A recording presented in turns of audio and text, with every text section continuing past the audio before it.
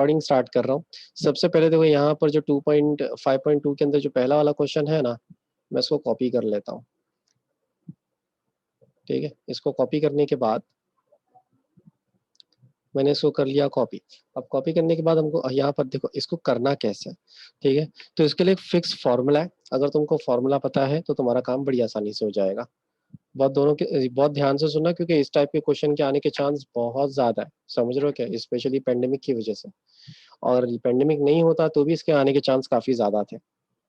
तो यहाँ पर करना क्या, या तो ये आएंगे या तो इसका थ्योरम आएगा। याद है मैंने लास्ट टाइम तुमको ये बोलते ना, ये इंटीग्रल डिवीजन का फॉर्मूला बताया था।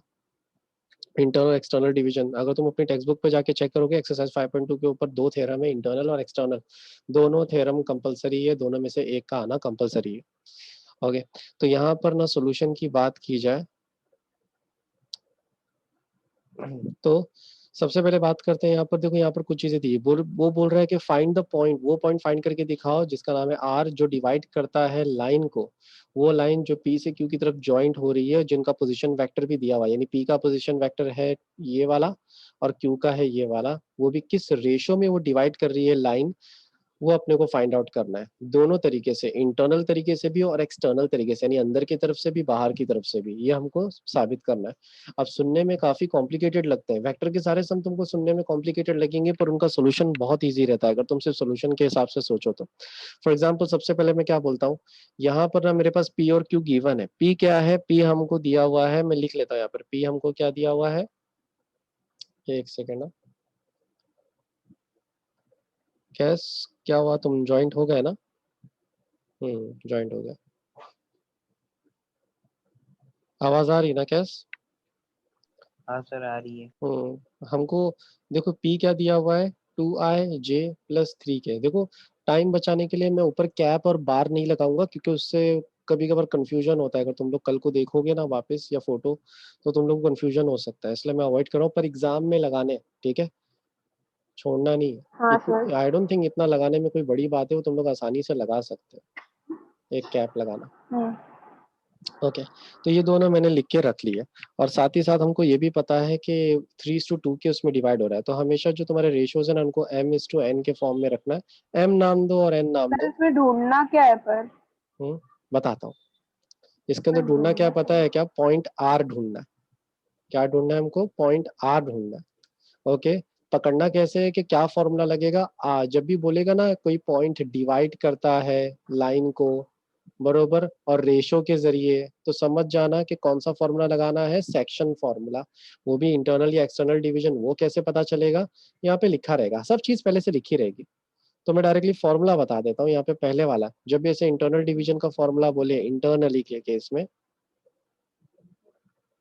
ठीक है, तो फॉर्मूला क्या है हमारा, फॉर्मूला देखो ध्यान से, बहुत सिंपल है। आर इज इक्वल टू, हमारे पास क्या दिया हुआ है, पी क्यू। क्या दिया हुआ है, पी, पहले पी दिया है फिर क्यू दिया है, बरोबर। पहले क्या दिया है, अल्फाबेट ऑर्डर क्या है, पहले पी और क्यू। तो फॉर्मूले में उल्टा करने का, हमेशा ऑर्डर जो रहेगा हमेशा उल्टा करने का, ऐसे क्यू और उसके बाजू में पी। इंटरनल है तो इसका मतलब साइन हो जाएगी प्लस की, समझ में आया। इंटरनल है तो साइन हो जाएगी प्लस की, एक्सटर्नल रहा तो साइन हो जाएगी माइनस की। यहाँ तक समझ में आया सबको? हाँ सर। ओके, रेशो यहाँ पर आते हैं, तो ratio m/n whole divided bye m+n, ये है फॉर्मूला इंटरनल डिवीजन का। समझ में आया? एक्सटर्नल डिवीजन का फॉर्मूला एग्जैक्टली ऐसा ही है, बस प्लस की जगह माइनस साइन है। यहाँ पर भी माइनस आएगा, नीचे भी माइनस आ जाएगा। याद रहेगा सबको? बस ये फॉर्मूला याद हाँ रखना है। सर। मैं हाइलाइटर से हाईलाइट कर देता हूँ। कैस, अरमान, तुम दोनों को भी याद रहेगा ना फॉर्मूला? नहीं तो याद करना है बेटा, फॉर्मूला तो याद करना है।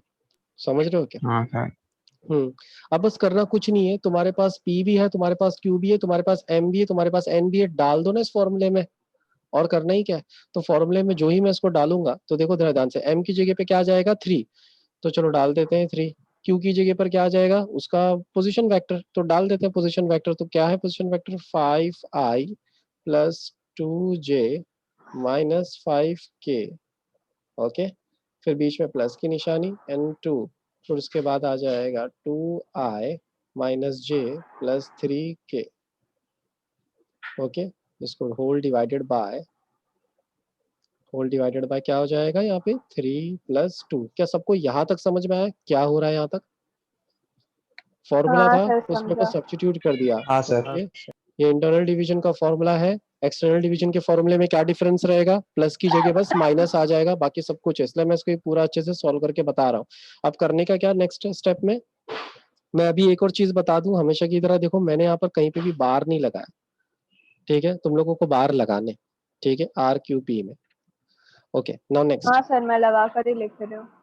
नाउ 3 5 15 होता है, तो चलो लिख लेते हैं -15i plus 3 2 6j minus 3 5 15k, okay, plus 2 2 4i, ठीक है, -2j, ठीक है, प्लस 2 3 6k। समझ में आया यहाँ तक? The whole divided by 5। Okay, उम्मीद करता हूँ इतना तो समझ में आ ही गया होगा। ओके, अब बस हम इसको सिंप्लीफाई करते जाएंगे। -15i plus 4i, how many I? -15i plus 4i, how many I? -9i। 11 आए, माइनस, -11 आए। ओ सॉरी, -11i, -11 है। बरोबर, -11i। ओके, उसी तरीके से +6j -2j, how many j? +4j। +4j। Okay, उसी तरह से last -15k plus 6k, how many k? -9। 9, whole divided -9k। By 5, right ना? अब बस करना कुछ नहीं, तुम्हारा काम हो गया, जितना सॉल्व करना था तुमने कर लिया। तुम चाहो तो इधर पे भी छोड़ सकते हो, या तो तुम स्प्लिट करके भी छोड़ सकते हो, like this 11/5i plus 4/5j minus 9/5k, क्योंकि यार अपने को वो IJK के फॉर्मेट में लिखना रहता है ना, इसलिए तो हमने R को ढूंढ लिया। समझ में आया? उम्मीद करता हूँ समझ में आ गया हाँ होगा कि सर। एग्जैक्टली इस टाइप के सम्स को सॉल्व कैसे करना था। सॉल्व सम को पढ़ना है, ठीक है? Position vector are which divide the line, जब भी ऐसे are which divide the line, okay, और रेशोज दिए जाए, डिवाइड वर्ड यूज किया जाए, इंटरनल एक्सटर्नल ढूंढना है ताकि समझ में आ जाए कि प्लस करना है कि माइनस करना है। कल को अगर ये इंटरनल एक्सटर्नल नहीं मिला तो समझ जाना प्लस ही करना है। समझ में आया? इतना याद रहेगा ना? तो इसका स्क्रीनशॉट ले लो प्लीज।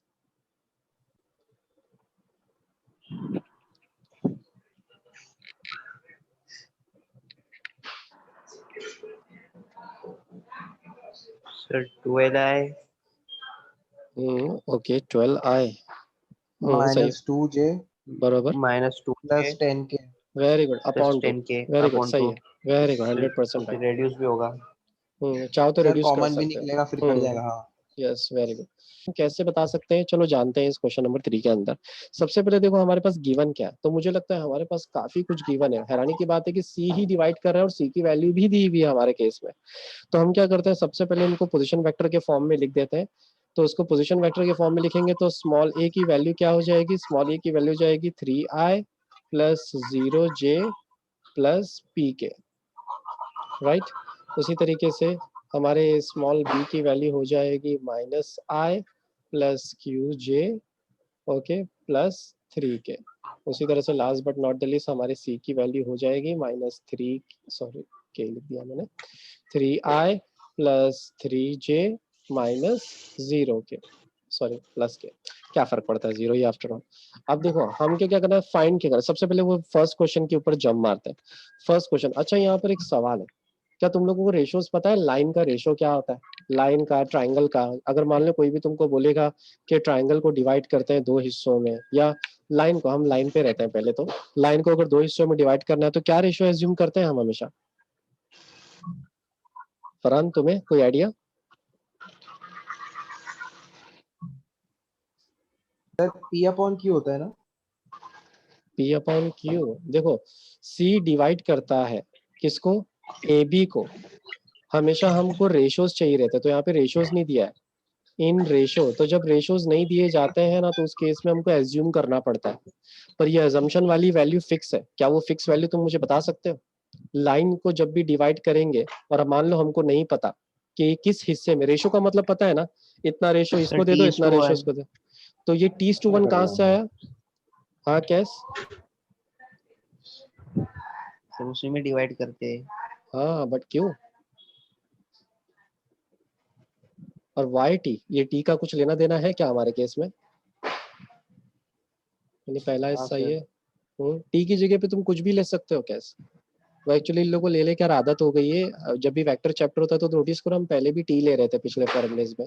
क्या होता है मालूम क्या, उनका मानना होता है कि मान लेते हैं लाइन का एक हिस्सा, ये एक हिस्सा जो वर्ड में यूज करो ना, एक मतलब वन हिस्सा हमारे पास है, दूसरा हिस्सा हम फाइंड आउट कर लेंगे। तो दूसरा हिस्सा फाइंड आउट करने का मतलब उसको एज्यूम कर लेते हैं कि वो एक्स है या टी है। समझ रहे हो क्या? इस तरह से तो ये जो वैल्यूज है ना ये फिक्स्ड है। समझ रहे हो क्या? इसको फिक्स वैल्यू को ही यूज करना है तुम लोगों को। ठीक है, ये सेम चीज है तुमको ट्राइंगल में भी मिलेगी। ट्राइंगल का पता है ना, 2:1 होता है। कहाँ जाओ? ये क्या हो रहा है भाई? ऐसा लग रहा है किसी के बैकग्राउंड में टॉम एंड जेरी चालू है। थोड़ी देर के लिए टीवी बंद कर दो। तो बाय सेक्शन फॉर्मूला, अब जैसे फरहान तुम बता सकते हो सेक्शन फॉर्मूला इसमें अप्लाई करेंगे तो कैसे लिखेंगे? सी डिवाइड करता है A be in the ratio T:1, तो बता सकते हो फॉर्मूला कैसे बनेगा सेक्शन का? Sir C plus A B. C plus A B, C is equal to, नहीं नहीं नहीं नहीं सॉरी। हमेशा याद रखना जो अल्फाबेट दिए है ना ए बी, तो हमेशा इनको उल्टा लिखने का, पहले बी आएगा फिर ए आएगा। ठीक है, बीच में निशानी प्लस हाँ की, फिर एम, यहाँ पे एम मतलब टी। एन, तो हमारे लिए यहाँ पर टी और यहाँ पे वन। तो तुम ऐसे वन को लिखो नहीं लिखो कोई फर्क नहीं पड़ता। Plus T upon T+1। T+1 समझ में आया? लिखने का ऑर्डर समझ के चलो, ताकि कल को अल्फाबेट चेंज हो तो भी उससे हमको कोई डर नहीं लगना चाहिए। ओके, चलो यहाँ तक तो हो गया हमारे केस में। पर मैं क्या बोलता हूँ, इसमें से हमारे पास क्या क्या चीज गिवन है? मेरे पास टी तो नहीं है डेफिनेटली, वो हमको फाइंड आउट करना है। बी है क्या? बी, ए और सी है, देखो ध्यान से ऊपर ही दिया हुआ है, राइट ना? तो चलो सब्स्टिट्यूट करें। सब्स्टिट्यूट करेंगे तो देखते हैं क्या होता है। तो सब्स्टिट्यूट करूंगा तो ये हो जाएगा -3i plus 3j plus 0k। तो मैं लिख देता हूँ यार, 0k को अवॉइड करने से तो अच्छा लिख ही दिया जाए। यहाँ पे t रखते हैं, यहाँ पे b, b क्या है हमारा? b है हमारा -i प्लस qj। ओके, यहाँ पर हो जाएगा प्लस, a की वैल्यू क्या है? a है हमारा 3i plus 0j plus pk। ठीक है, और डिवीजन में तो नीचे यहाँ पे दिया हुआ है, क्या दिया हुआ है वो है T+1। Okay okay, next step पे हम क्या कर सकते हैं, ये जो नीचे का डिनोमिनेटर है ना, इसको हम इक्वल के इस तरफ शिफ्ट कर सकते हैं एज अ मल्टीप्लिकेशन के रूल के हिसाब से। तो अगर मैं इसको यहाँ से यहाँ पे शिफ्ट करूँ तो कैसा हो जाएगा ये? चलो देखते हैं। इसको मैं यहाँ पे भेजूंगा तो ये हो जाएगा T+1। ये बहुत ध्यान से देखना, क्योंकि देखो चीजें हैं सिंपल, पर बोलते हैं ना सिंपल चीजें अक्सर कॉम्प्लिकेशन कर देती है। ये हो जाएगा, टी को अगर तुम चाहो तो अंदर डाल सकते हो, तो चलो अंदर डाल ही देते हैं इसको टी को। अगर टी को मैं अंदर डालूंगा तो कैसे दिखाई देगा? ये हो जाएगा -ti plus qtj plus 3tk, okay, plus 3i plus 0j plus pk। Okay, whole divided की तो जरूरत नहीं है। अब जाहिर सी बात है, चलो मैंने ये वाला काम तो कर दिया, इस T+1 को भी मल्टीप्लाई कर दे अंदर। अगर इस T+1 को भी अगर मैं मल्टीप्लाई कर दूंगा तो ये कुछ ऐसा दिखाई देगा, ब्रैकेट T+1 i, राइट? उसी तरीके से plus 3t+1 j, and definitely यहाँ पे तो जीरो ही होने वाला है, तो तुम जीरो नहीं सिर्फ 0k ही लिख दो तो ज्यादा अच्छा है, राइट ना? अब आगे और क्या हो सकता है इसके? यहाँ पर हम वो जोड़ी वाला स्टाइल था ना जो हमने कोलिनियर में किया था, हम वो वही सेम चीज हम यहाँ पर भी कर सकते हैं। देखो ये -ti है, ये +3i है। ओके, इन दोनों में से अगर i कॉमन निकाल लूं, अगर इन दोनों में से मैं अगर i कॉमन निकाल लूं तो अंदर क्या बचेगा? हाँ फरहान? T+, 3i बराबर ना ब्रैकेट के अंदर। हाँ ओके, उसी तरीके से बीच में प्लस। अब देखो यहाँ पर ये तो जीरो है, तो सर जाहिर सी इसमें बात, से 3 निकलेगा। लास्ट वाली की बात कर रहे हैं? नहीं, मैं तो नहीं ये जो, जे की बात कर रहा हूँ, जे की, जे। ओ जे देखो ध्यान से, तो जे के अंदर तो कुछ ऐसा नहीं है, तो मैं सिर्फ यहाँ पे, QT सिर्फ। हाँ यहाँ पे टी, एक तो ये ना इतना ये प्लस और ये टी एक जैसा ही दिख रहा है, तो प्लस टी, टी क्यू जे या क्यू टी जे की बात है। ओके, लास्ट में अगर मैं के की बात करूं, अगर मैं के को कॉमन निकालूं बाहर तो अंदर क्या बचेगा? अंदर बचेगा 3t प्लस p। p। तुम ध्यान से देखो, ये यहाँ पर ये प्लस और मेरा t एक जैसा दिख रहा है, तो थोड़ा सा मैं इसको यहाँ पे बेंड कर रहा हूँ, तो संभालना है इसको, एक जैसा मत कंसिडर कर देना। ओके, अगर तुम लोगों को कोलिनियर वाला याद होगा तो इसके बाद वाला स्टेप क्या है बता सकते हो? हम बाद में वेक्टर इक्वालिटी का रूल यूज करते हैं। सर वहाँ 3t प्लस p और बाहर k भी आएगा ना? हाँ, यस यस, वेरी गुड, के। ठीक है, तो बाय वेक्टर इक्वालिटी, तो बाय वेक्टर इक्वालिटी का अगर रूल यूज करें तो हम i की जोड़ी i के साथ बनाते हैं, j की जोड़ी j के साथ और k की जोड़ी k के साथ, मतलब ये i की जोड़ी इसके साथ। तो यहाँ पे i के और इन दोनों i के कोएफिशिएंट्स क्या है वो लिख लो बीच में इक्वल साइन लगा के। तो अगर मैं तो अगर मैं कोएफिशिएंट्स लिखूं तो ये हो जाएगा 3t plus 1 is equal to minus t plus 3। समझ में आया? आई को नहीं लिखने का, बस इतना लिख के छोड़ देने का। नाउ नेक्स्ट, ये तो हो गया हमारा, मान लेते हैं इक्वेशन 1। उसी तरीके से दूसरा, जे की बारी। अब जे की जोड़ी जे के साथ, तो जाहिर सी बात है यहाँ पर हमारे पास क्या है, यहाँ पे है हमारे पास 3t plus 1, okay, equal to, यहाँ पे जे के साथ क्या है, T Q. Okay, now last but not the least, यहाँ पे 0 है के के साथ, तो ये 0 ले लेते हैं, और यहाँ पर 3t प्लस p, 1 2 3। ओके, इस तरह से हमारे पास आ गया। तो अब इसके आगे हम क्या कर सकते हैं? सबसे पहले तो यार देखो, हमारे पास t की वैल्यू होनी चाहिए, तो ही हम p और q की वैल्यू ढूंढ पाएंगे, राइट ना? तो एग्जैक्टली हम t की वैल्यू कैसे निकालने वाले हैं जरा बता सकते हो? देखो, ये फ्रॉम 1, अगर मैं 1 की बात करूं तो 1 के अंदर मैं इस 1 को यहाँ पे लिख लेता हूँ, ये हो जाएगा हमारा -3t plus 1 equal to -t+3। चलो चीज़ों को थोड़ा अरेंज करते हैं, -3 को पहले अंदर डाल देते हैं, ये हो जाएगा -3t-3। क्या कोई अंदाजा लगा के बता सकता है एग्जैक्टली t की वैल्यू क्या आने वाली है?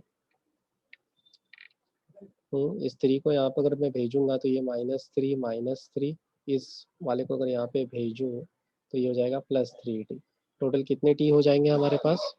2t यहाँ पे हो जाएगा 2t, और यहाँ पे -6 -6, राइट ना? तो -3 आ जाएगा आंसर। तो t की वैल्यू हो जाएगी -3। समझ में आया? तो t की वैल्यू -3 आ गई। मुझे लगता है हमारा एक काम तो हो चुका है, पता है क्या? क्वेश्चन नंबर 1, ये 3 का जो 1 है ना, वो हमने कर लिया सक्सेसफुली पूरा। हमने बता दिया कि किस सेक्शन में डिवाइड होगा और रेशो कितना होगा, वो हमने ढूंढ के दिखा दिया। ओके, टी की वजह से हमको रेशो मिल गया, एक -3 है तो दूसरा 1 है। अब बात करते हैं पी और क्यू की। तो ये ढूंढना तुमको नहीं लगता बहुत आसान है, पी और क्यू को ढूंढना? टी की वैल्यू सब सब्स्टिट्यूट करो और तुमको तुम्हारी वैल्यूज अपने आप मिलना स्टार्ट हो जाएगी, राइट ना? तो चलो पुट करते हैं इसकी वैल्यू को। तो put t is equal to -3 in equation.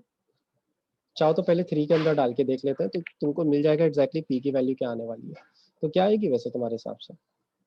तो ये p plus 3 -3 is equal to 0। 3 3 9 होता है, उस तरफ जाएगा तो +9 हो जाएगा। ओके, तो हमको जो p की वैल्यू मिल रही है, कितनी मिल रही है? p की वैल्यू 9 मिल रही है। सिमिलरली इस -3 को अगर इस वाले सेकंड इक्वेशन में पुट करोगे तो तुमको q की वैल्यू मिल जाएगी। देखकर पता चलता है कि सब्स्टिट्यूट करोगे ना, तो यहाँ पे -3 आ जाएगा, यहाँ पे -3 9 9 -9 + 1 -8 8 डिवाइड बाय कितना आ रहा है? Any idea? सर -2। -2 शायद। एक बार कोई और भी कंफर्म बता सकता है, +2 है कि -2? मुझे लगता है +2। नहीं सर, 9 पे -9 है ना। देखो ना, ये -3 हो जाएगा, ये +1, तो -3 + 1 हो जाएगा -2। -2 3 कितना हो जाएगा? -6। जाहिर सी बात है यहाँ पे तो 3 -3 लगने ही वाला, तो माइनस माइनस कैंसिल हो जाएगा। बोलो तो मैं करके दिखा देता हूँ यहाँ पे छोटा सा। देखो यहाँ पर क्या हो जाएगा, डायरेक्टली मैं सब्स्टिट्यूट कर रहा हूँ, तो ये हो गया -3 + 1 इक्वल टू -3 क्यूब। ओके, जाहिर सी बात है जब इसको तुम सॉल्व करोगे तो ये हो जाएगा -2 -q, तो जाहिर सी बात ये हो जाएगा -6 -q। ओके, माइनस माइनस साइन कैंसिल, 3 1 जा 3 2 जा, तो +2 आ रहा है ना, q की वैल्यू होगी 2, +2। हाँ सर। समझ में आया? तो इसका स्क्रीनशॉट ले लो हाँ प्लीज, सर। क्योंकि ये one of the most important question है तुम्हारी इस पूरी एक्सरसाइज का। जैसे कि बोलते हैं ना क्वेश्चन सेम टू सेम ही आते हैं बोर्ड में, मैंने पहले ही बोला था। खैर यहाँ पे ए बी दिया हुआ है राइट, तो यहाँ पे आई जे की जगह पे ए बी दिया हुआ है, बस इतना डिफरेंस है। तो मैं क्या करने वाला हूँ पता है क्या, मैं डायरेक्टली बोलता हूँ, देखो मैं डायरेक्टली करके बता रहा हूँ। जैसा बोल रहा है ना सी डिवाइड ए बी, तो C divide A B, A B का मतलब उल्टा लिखेंगे अपन, बी ए। समझ में आया? यहाँ पे इंटरनल एक्सटर्नल कुछ भी दिया हुआ नहीं, जब कुछ नहीं दिया हुआ रहता मतलब क्या बीच में साइन यूज करना है, जब कुछ नहीं दिया रहता है इंटरनल एक्सटर्नल तो बीच में साइन कौन सी यूज करते हैं हम, प्लस की। समझ रहे हो? यहाँ पे हो जाएगा तुम्हारा M N M plus N. समझ में आया सबको कौन सा फॉर्मूला है ये? हाँ अरे तो जाहिर सी बात है, बताओ मुझे क्या एम दिया हुआ है, ध्यान से देखो रेशियोज दिए हुए हैं, ये है एम ये है एन, राइट ना? ए भी दिया हुआ है पी भी दिया हुआ है, तुमको सिर्फ इसकी जगह पे सब्स्टिट्यूट करना है। तो मैं क्या बोलता हूँ, एम की जगह 3 डाल देता हूँ और बी की जगह ए माइनस 3 भी डाल देता हूँ, ठीक है, प्लस एन की जगह पे 2 डाल देते हैं और ए की जगह पे वो जो दिया हुआ है ना वो डाल देते हैं। तो क्या लगता है ये आंसर आएगा? एग्जैक्टली ये आंसर आना चाहिए उसके हिसाब से। आ जाएगा सर। हम्म, आ जाएगा ना? क्या लगता है फरहान, कैस? हाँ आ जाएगा सर। तो आगे सॉल्व करने की जरूरत है, तो आगे बढ़ते हैं यहाँ पर। तो यहाँ पर एग्जैक्टली करना है, तो देखो यहाँ पर जब भी सेंट्रोइड बोलेगा ना, तो सेंट्रोइड मतलब यहाँ पे तुम लोग को सेंट्रोइड जो होता है मतलब उस पूरी जगह का, चाहे कोई भी, जैसे टेट्राहेड्रॉन तुम लोग ने देख लिया है, तो टेट्राहेड्रॉन के बरोबर बीच का हिस्सा पता करना है। तो बीच का हिस्सा कैसे ढूंढोगे, उसको हम सेंट्रोइड बोलते हैं। सेंट्रोइड को डिनोट करते हैं जी से। सेंट्रोइड को किससे डिनोट करते हैं? जी से। ओके, करना कुछ नहीं है तुमको, यहाँ पर डायरेक्टली फॉर्मूला अप्लाई करना है, वो है K plus L plus M plus N. अब ये K plus L plus M plus N मुझे कहाँ से मिला? टोटल कितना अल्फाबेट है? 4, तो डिवाइड बाय 4। 3 अल्फाबेट रहे तो डिवाइड बाय 3। ये सारे अल्फाबेट मुझे क्वेश्चन से ही मिले। क्वेश्चन में जो अल्फाबेट दिया है तुमको वही अल्फाबेट यहाँ पे डालना है। समझ में आया क्या फरहान, साइमा, कैस, अरमान? हाँ सर। अब तुमको बताओ नेक्स्ट में क्या करना होगा। हाँ सर।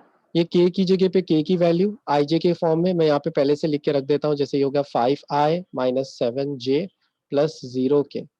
डेफिनेटली एल का मतलब क्या हो जाएगा, ये हो जाएगा i plus 5j minus plus 3k। Okay, उसी तरीके से m की वैल्यू हो जाएगी 4, ठीक है, 4i minus 6j plus 3k। उसी तरह से लास्ट वाला भी, बस तुमको बस इसकी जगह सब्स्टिट्यूट करना है और सॉल्व करना है। क्या मुश्किल है इसको सॉल्व करना सब्स्टिट्यूट करके? कि कर लोगे तुम लोग, कि मैं करके दिखाऊं? फरहान, अरमान, सर कर साइमा? लेंगे, इजी है। इजी है ना? डायरेक्टली बस बस फॉर्मूला काट वही आने डायरेक्ट लिमिट डाल देना है, हाँ बस इतना डायरेक्ट। इजी है। समझ रहे हो क्या? वही। तो इस तरह का कुछ क्वेश्चन है, ठीक है। बीच में से जंप इसलिए मारा क्योंकि जरूरी था ये, क्योंकि इसलिए बताना क्योंकि इस एक्सरसाइज के अंदर कुछ ज्यादा ट्रिकी क्वेश्चंस नहीं है। उन लोग बार बार ना तुमको सेंट्रोइड या सेक्शन फॉर्मूला बार बार इसी का इस्तेमाल कर करके तुमको, या थोड़े बहुत बोलते ना ज्योमेट्री के कंसेप्ट जो बचपन में यूज करते थे वही वाले इस्तेमाल करना है। मैंने पहले ही कहा था कि ये एक्सरसाइज या जो भी चैप्टर स्टार्ट करने से पहले कि